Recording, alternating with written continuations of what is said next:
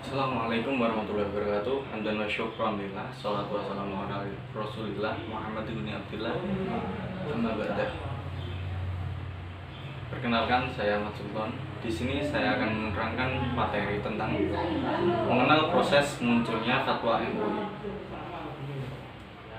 Mungkin yang kita ketahui selama ini fatwa MUI hanya terbatas pada pelogoan atau itu fatwa tentang halalnya suatu produk seperti itu.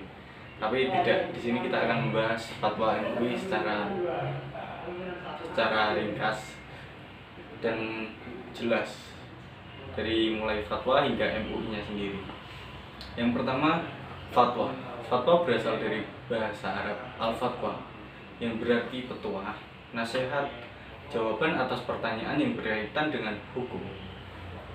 Memberi fatwa dalam istilah fikih disebut mufti, sedangkan yang meminta fatwa dinamakan mustafti. Peminta fatwa tersebut bisa saja perorangan, lembaga, ataupun kelompok masyarakat. Lalu keberadaan fatwa di dalam negara kita atau di Indonesia sendiri merupakan sesuatu yang telah ada sejak zaman penyebaran Islam oleh Nabi Shallallahu Alaihi Wasallam yang didasarkan pada pertanyaan-pertanyaan umat manusia pada masa itu. Lalu turun temurun hingga sampai para wali songo, hingga para ulama sampai sekarang itu di Indonesia.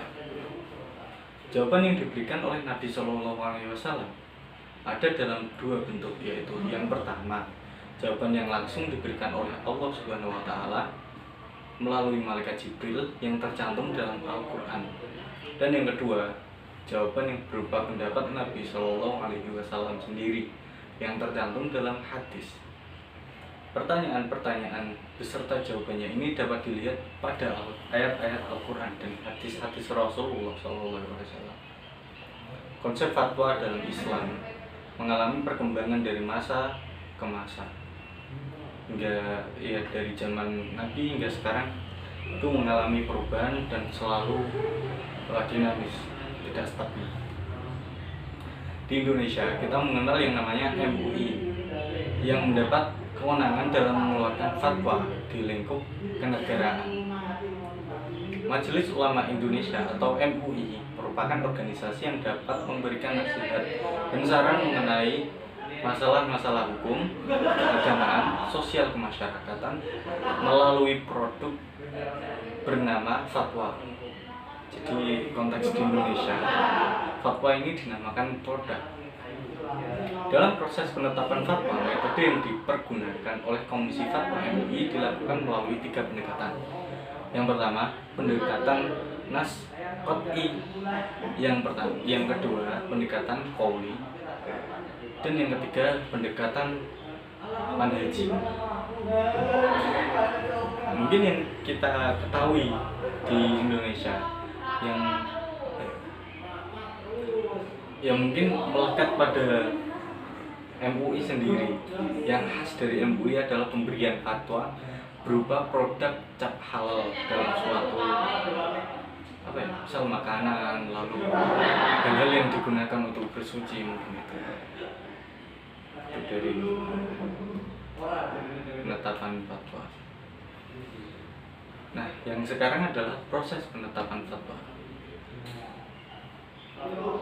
Penetapan fatwa dalam Islam mengalami perkembangan dari masa ke masa.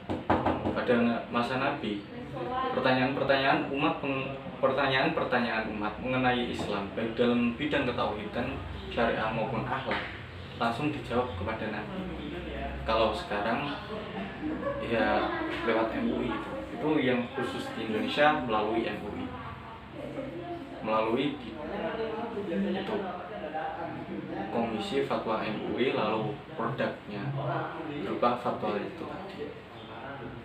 Itu saja mungkin yang dapat saya sampaikan. Kurang lebihnya mohon maaf. Billahi taufiq wal hidayah. Assalamualaikum warahmatullahi wabarakatuh.